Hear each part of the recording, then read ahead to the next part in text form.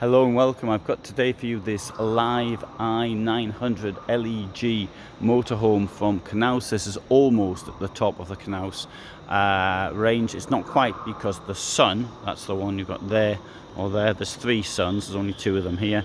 Two of them have a German layout, one has a queen bed.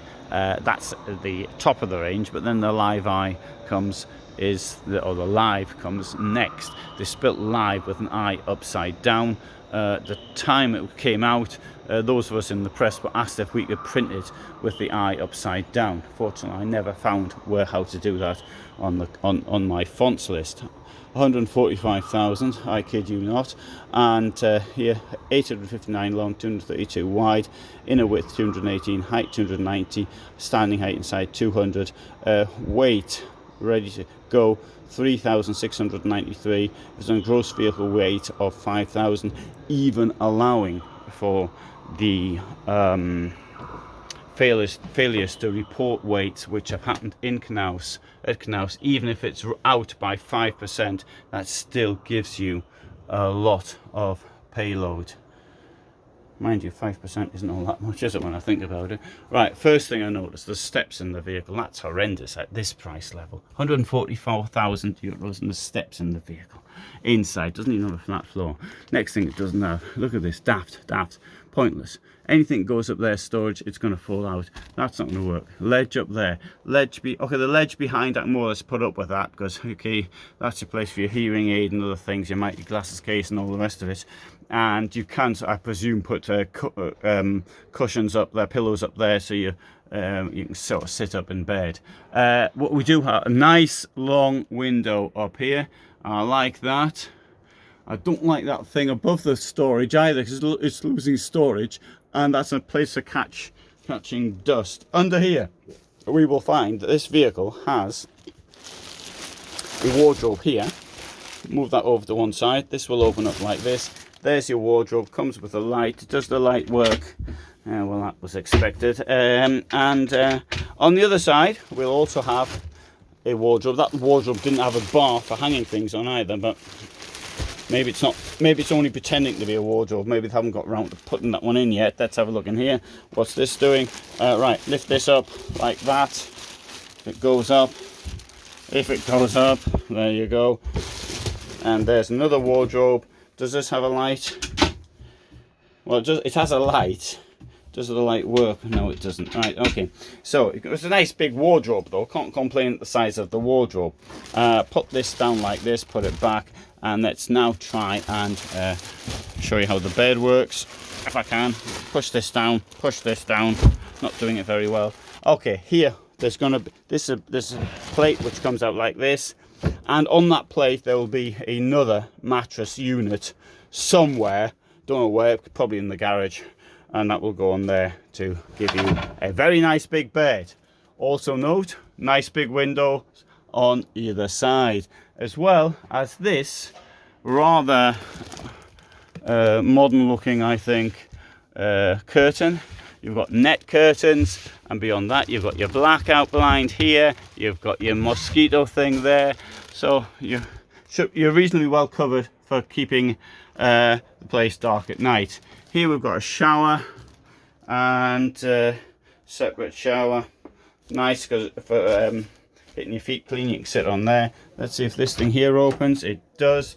There's your toilet, and it's a very large toilet with a bit of place there for storage. And here it's almost but not quite, a dressing room, because there you've got another wardrobe, and there's the bit I mentioned earlier for the bed. Coming through here we have got a fridge which will open both ways. As you can see, we have got storage above the fridge. Can you put an oven there? Don't know, but as gas is already coming up here, I would have thought that was doable, but I'm not a gas engineer, I don't know. But for those who want an oven, that would be possible. 3 burners here. We've got lots of space around there. We've got a drawer. We've got here, this comes open like this, and note it does go all the way back to the end. I mean, it's only a space as such, but they also put in these pull-out pantries which don't go all the way to the back at the end. Not a good idea. But anyway, that's not so bad. Here you go. There is the step in the floor, 144,000. Anyway, look, it's got heating in it. To me, that's horrendous. Probably come back on that subject for a third time yet. Television up there. Storage up there. We've got them thick headrests for up here. L-shaped, enormous table. So if you want an enormous table, you can get something like this. I suggest you didn't get this one though. And you can bring this bed down.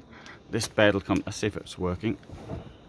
There we go. Gives you an idea of the size. Note you've got the skylight up there, and I can't really bring it down any further because the chair's still in the upright position. I just wanted to show you what it looked like. As you can see, it's on a Fiat Ducato. It's an automatic engine. I personally do not like this material at all, but obviously that's a matter of taste. I can't see how it's a matter of taste about the step there. Oh dear, it's the third time I've mentioned it. Have a look here. Storage there. Could do with a much bigger ledge, but if it's used for hanging things up, then I suppose you could take it out and then you'd have a nice wardrobe like thing. Garderobe. Oh, it's not English. There's storage there as well. Hello. So storage under the kitchen. Yeah, I said that. Step up. There's a double floor, and in the double floor, it's better that way for insulation, also storage, and and the like. So outside here we see we've got the service box, which is there, and the service box, you've got all your water and all in one place. Let's just have a quick look at this. I can open it. There you go. You can see your water. You can access, easy access for cleaning. That's very good. You can the cable can be thread through there to give a so your cable doesn't get stolen at campsites and things like that. I don't think it happens that often, but it might do. And you can dump your tanks. I think that's good. It's all in one place. It's not like you have to sort of think of oh, where's the frost control valve and things of that nature. Here we have the locked door. We'll have a look at the garage from this side because that one's locked. Fair enough. And there you go, a very large garage. I think it's 200 kilos weight it'll take in here. Same size door at either end. That is positive. Okay, it's on a double axle, a tag axle at the back, and so go on to the front and have the conclusion.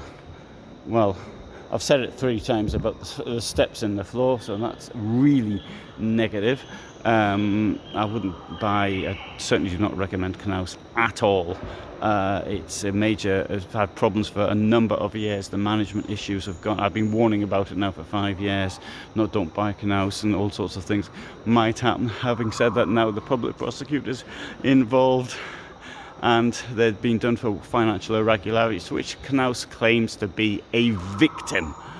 I mean, that is, okay, so the people in top management were doing things they shouldn't have been doing, and the company claims it was a victim. Hard to understand the logic behind that one.